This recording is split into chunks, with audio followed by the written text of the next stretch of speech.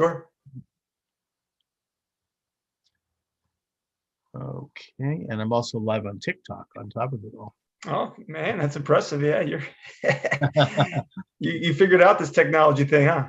Well, you have to, especially in these times when YouTube has taken down some of my videos because I discussed something that is now almost verboten, that being the election. And if you don't talk about it in a certain way, which is very troubling in our free society.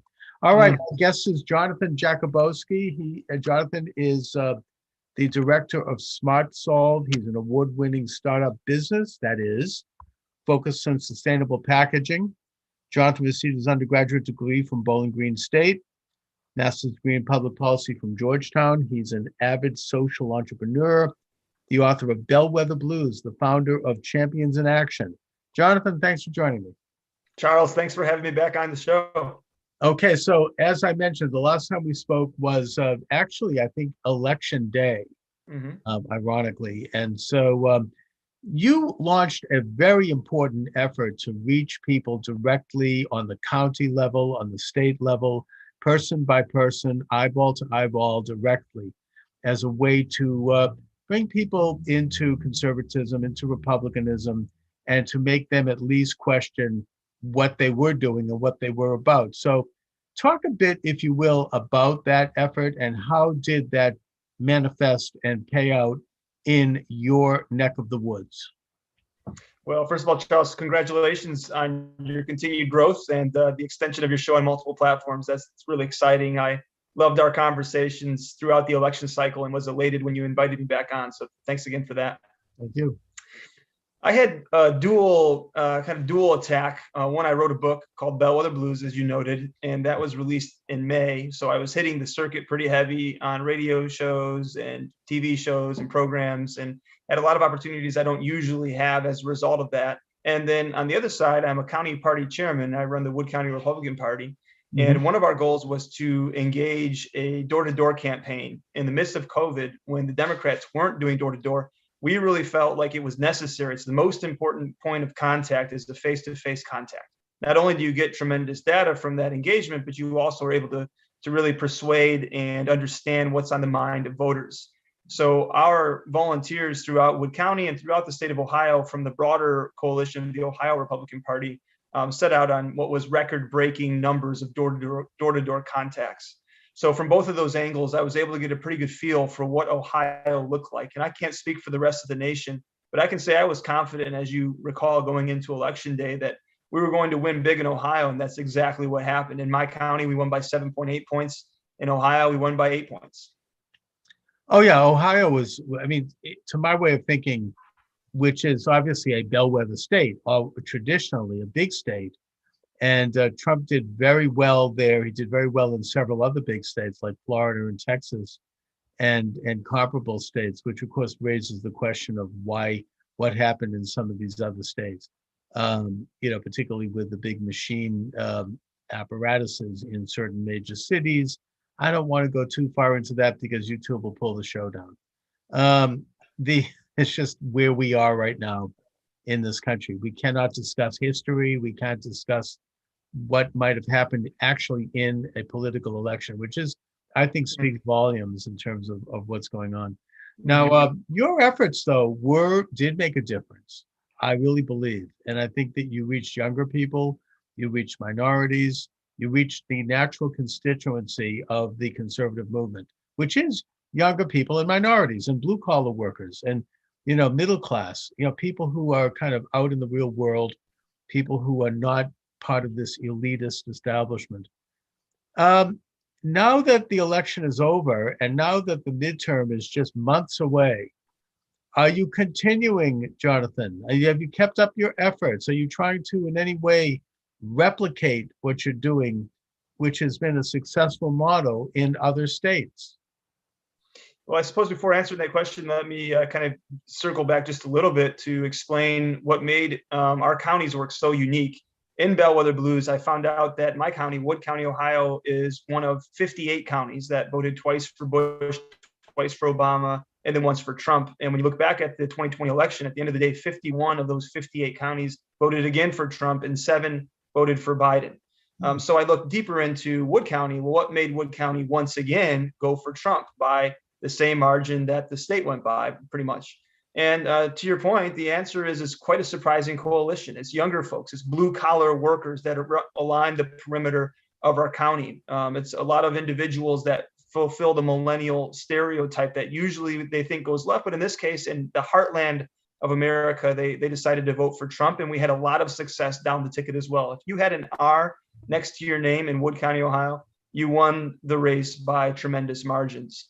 So that said, what I recognized from that election is there was a new coalition that had been delivered in Wood County in the 16 and 20 races that was new. It wasn't something that had happened before in 60 years. It was unprecedented from contemporary political standpoint.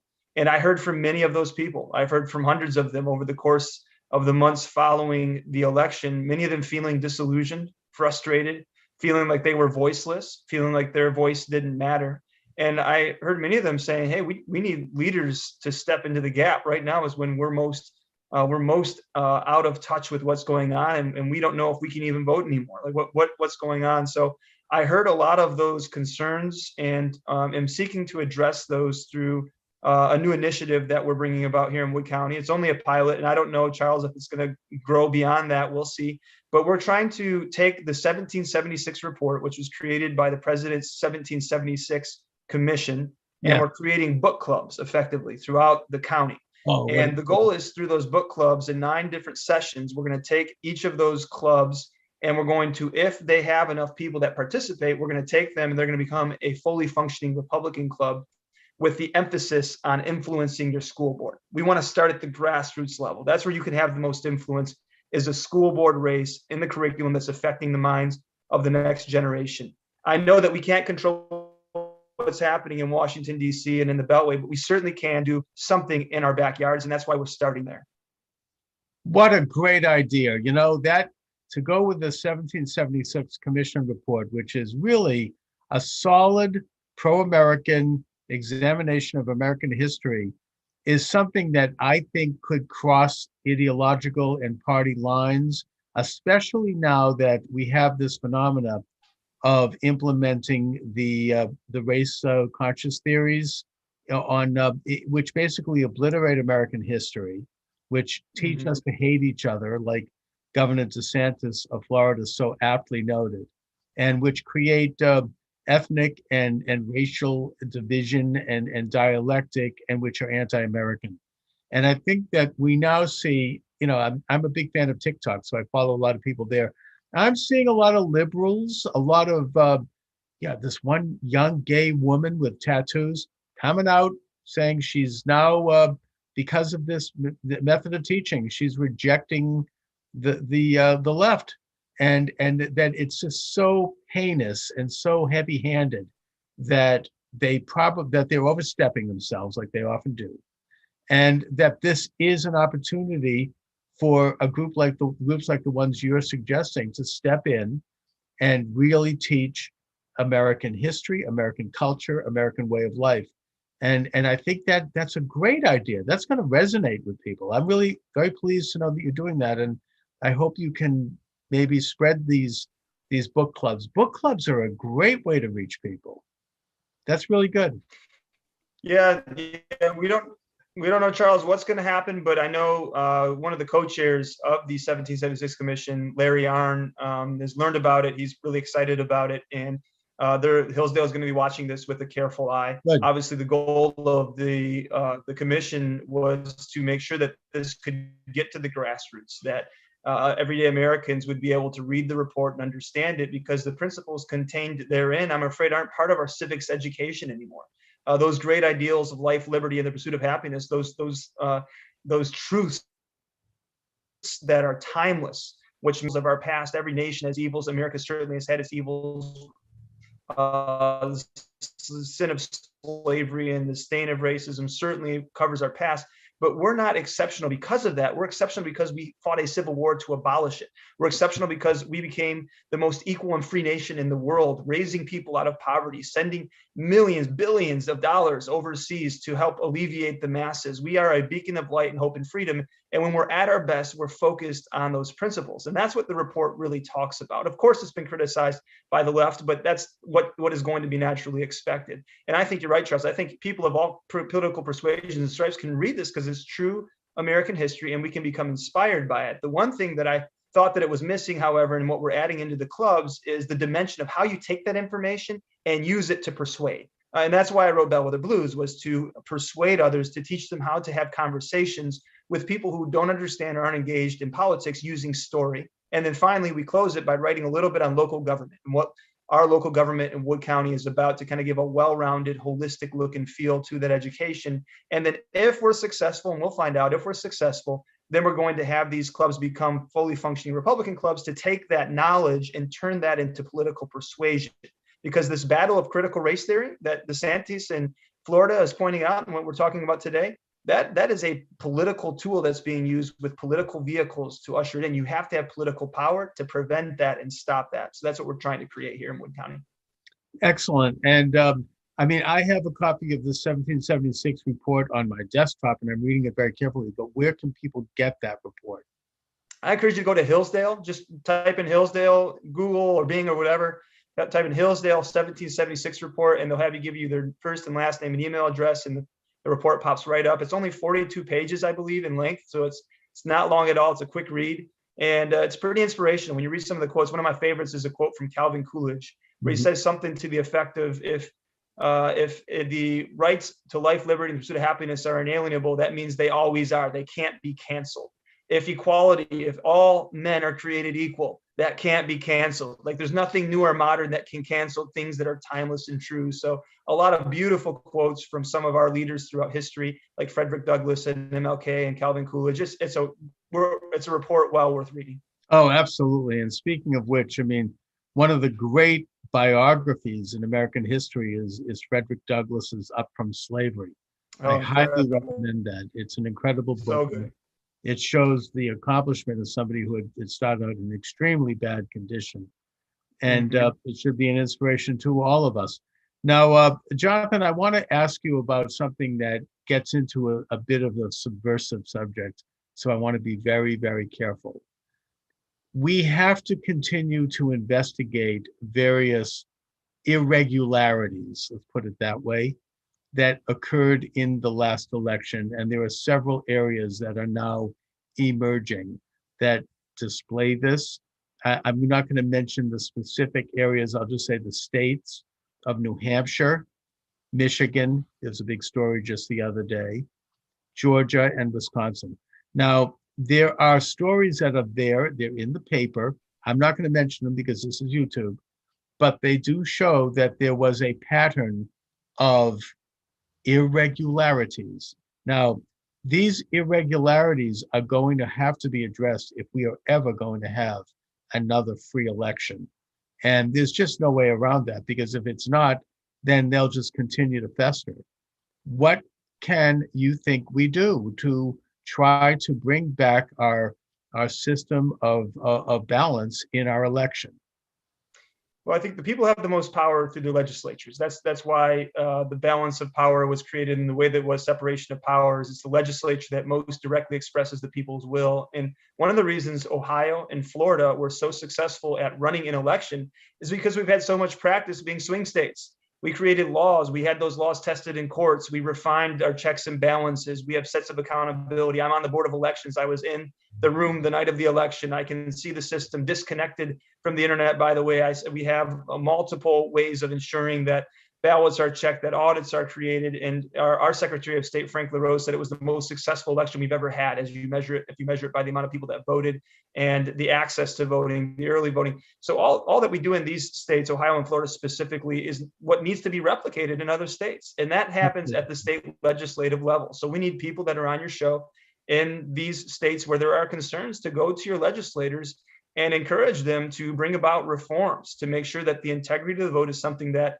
the people can count on. And I've had many conversations, and thankfully in Ohio, we have a lot of confidence. There's a lot of reasons I can give as to why what we do is successful and effective, whether it's 2019 with the municipal year or 2020 like a presidential year. What we do is right on pace because of all of the work we've done to fix those things in the legislature. I also think we need to encourage people to run for the legislature. You're here. State rep, state senator, you can win. I mean, a lot of these races, you'll see that people are in there for decades. They've never been opposed. They've never had their voter record examined. And if you're a housewife or you're a teenager or you're retired or you're empty nester, you have some time, you can run for one of these offices and win because they're local offices. You can just make your way around your community, knock on some doors, speak plainly, say hello to people, and it doesn't take a lot of money. You don't have to be famous. I'm actually writing a pamphlet about this. It should be published in a few weeks. But Awesome. the point I'm making is you can win. I mean, it really can be done. And if there's one thing we learned from this last election, it's the actual political power that state legislators have. Most people didn't know this, including most state legislators didn't know it. They have the power under Article 2 of the US Constitution to make election laws and a lot of other things too. Welfare, healthcare, education, all these things. And they have forgotten that power. They have transferred that power to the federal government. And if you don't exercise power that you are entitled to exercise under the Constitution, then there is a vacuum that's going to be picked up by someone else. It's just how it works. So these state houses have to reassert their sovereign rights under the constitutions of their states and federal constitution to exercise power. And I think that we need to have a movement now to get people to run for these offices, to contact these people and tell them to do just that, because the fact of the matter is that under the guise of the emergency, which was the pandemic, you had states where governors and judges and even private bureaucracies stepped in and they started to tamper with election laws in a way that helped their particular agenda. That is not constitutional. It is the state legislature. And now there are cases where the state legislators are realizing this. There was just a case in Michigan where a state legislator sued the state Secretary of State, Jocelyn Benson, who had just gone in and tampered with absentee ballots. She said, oh, you don't have to verify the signatures. It just has to have a vague look like the signature. In other words, she weakened the standard. And that meant that any clerk could decide to pass through a vote when it may not have necessarily had the right signature. And that now has been deemed wrong and by a judge. It's too late, but the fact is that we need to see more of that. We need to see a reassertion of the sovereign rights of the citizen and their elected representatives. It's called democracy. The left used to be proud of democracy. Well, what about democracy? This is democracy to do that. Yeah, it's a historical truth that when the legislature shrinks back, the executive and judicial branches are going to expand. And we had a lot of shrinking back in the year 2020. And I think a lot of these legislatures have learned a hard lesson from that. And unfortunately, we the people have as well. So it's critical, it's imperative that we take upon ourselves the mantle of that authority. And Charles, you're absolutely right. Our state constitutions and our state legislatures have tremendous authority. The police power resides in the state. Look at many of the cases throughout Supreme Court history, and you'll see kind of a devolution of decision-making back to the states and the state legislatures with deference for states' rights. I'm not saying I agree with every one of those cases, but that's generally the tendency. And a lot of our state legislatures have no idea. And yes, you're absolutely right as well on this point.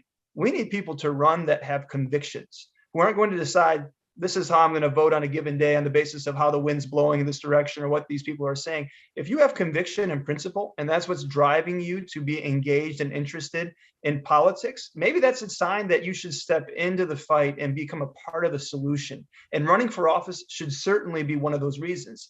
And I'd say this too, it's one of the things that's most difficult for me as chairman is recruiting for offices like city council races, school board races. They're very important, especially school. They're critical, and very few people are willing to say yes because it's too much in life. They're too busy. They have too many other important things. And when you leave that space vacated, there's people with different ideologies that can be perverse and dangerous who get in without any opposition. So that's why we have to start local. We have to think local and consider how much authority we actually have at the local level. And when we do so, we can have make a tremendous difference to assert principles that I think will secure the next generation.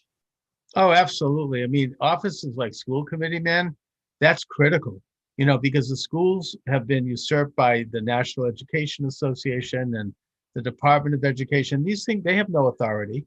The authority resides with the elected members of a local school board, because that's usually someone who has a child in the schools, who lives in the community, that you can talk to them.